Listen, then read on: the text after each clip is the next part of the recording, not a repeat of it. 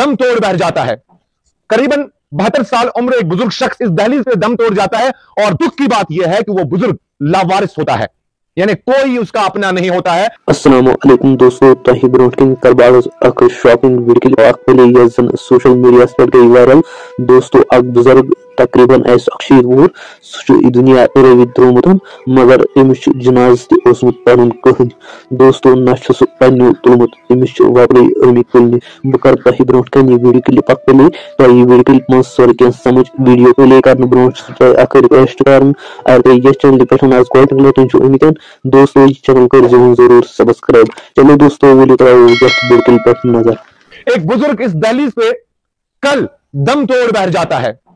करीबन 72 साल उम्र एक बुजुर्ग शख्स इस दहलीज पे दम तोड़ जाता है और दुख की बात यह है कि वो बुजुर्ग लावारिस होता है, यानी कोई उसका अपना नहीं होता है जो उसकी बॉडी को क्लेम करता।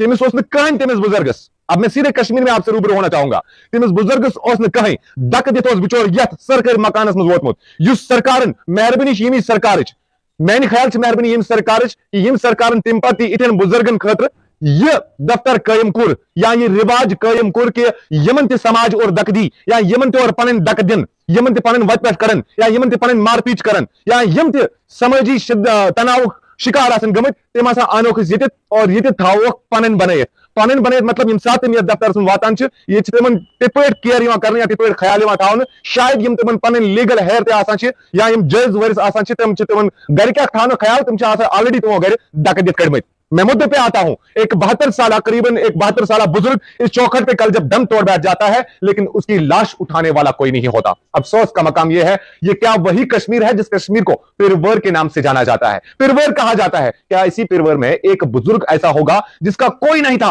और जिसकी लाश उठाने तक कोई नहीं आएगा और फिर सरकार के ही चुनिंदा कुछ लोग यहां पर इस दफ्तर में कहिए, रिहाइश में कहिए या इस इमारत में कहिए, इंसानियत के नाते मजहब इस्लाम के उसूलों के तहत उस लाश के आखिरी रसूमात अंजाम देते हैं। फिर सुनने में आया कि कोई दूर दराज का रिश्तेदार क्लेम करता है कि लाइए हमारे आबाई इलाके में इस बॉडी को सुपर्द खाक करते हैं। बड़े पूर्णम आंखों से चंद लोगों ने, मुट्ठी भर लोगों ने उसका नमाज जनाजा अदा किया और क्योंकि लावारिस था, अगर कोई वारिस होता शायद मस्जिद में ऐलान करके यह कहा जाता कि फलानी शख्स दुनिया से रहलत कर गया है, नमाज जनाजा इतने बजे कायम होगा, आप आ सकते हैं नमाज जनाजा में। लेकिन इस शख्स का नमाज जनाजा का ऐलान करने वाला भी कोई नहीं था। तो हुआ क्या, मुट्ठी भर लोगों ने उसको उठा के सुपर्द लहद कर दिया। ये तस्वीरें दिखाइए इस कमरे में, सरकार के कायम शुदा इस कमरे में, ठीक इसी बेड पे और इस कमरे में उस बुजुर्ग ने कल जिंदगी की आखिरी सांसें ली।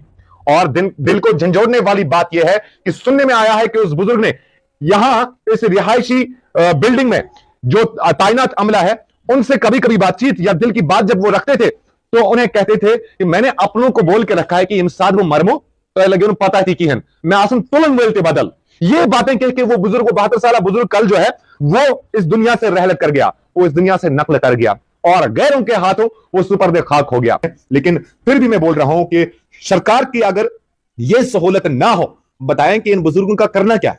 क्या आवारा गाय भेलों की तरह या घोड़ों की तरह इन्हें मार्केट में धकेल देना है, इन्हें पटरियों पे धकेल देना है और फिर कल को हम ये कहेंगे कि एक डेवलपमेंट समाज है? क्या इस बात का दावा कर सकते हैं? मेरे ख्याल से नहीं।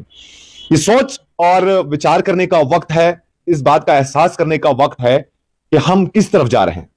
चढ़ता सूरज, डूबता सूरज, हर रोज यही पैगाम हमें देता है कि मगरिब की तरफ जाओगे तो डूब जाओगे। और ये कल्चर जो है ये कश्मीर का कल्चर नहीं है, ये मगरिबियत है, ये एशिया का भी कल्चर नहीं है, ये एशिया का भी कल्चर नहीं है, ये मगरिबियत है कि इस तरह के मराकज कायम करने पड़ते हैं और फिर उनमें अपने खून के रिश्तों को लाकर बंद कर दिया जाता है या यूं कहें कि सरकार के रहमो करम पर छोड़ दिया जाता है। यह कल्चर मगरिब का हो सकता है लेकिन हम कश्मीर में रह रहे हैं और कश्मीर वो कश्मीर जिसे कश्मीर में पिरवर कहा जाता है। इस पिरवर की रखवाली करना है जरूर है, लेकिन इस पिरवर में रहने वाले जो हमारे बुजुर्ग हैं उनका ख्याल रखना भी जरूरत है। मां बाप के साथ ऐसा सलूक मत करिए, अपने बुजुर्गों के साथ ऐसा सलूक मत करिए कि जिस तरह से इस बुजुर्ग ने भी आखिरी अल्फाज में कहा था कि मैं जब मर जाऊंगा तो मेरी लाश उठाने वाला भी कोई और होगा, आपको पता भी नहीं चलेगा। काफी अफसोस की बात।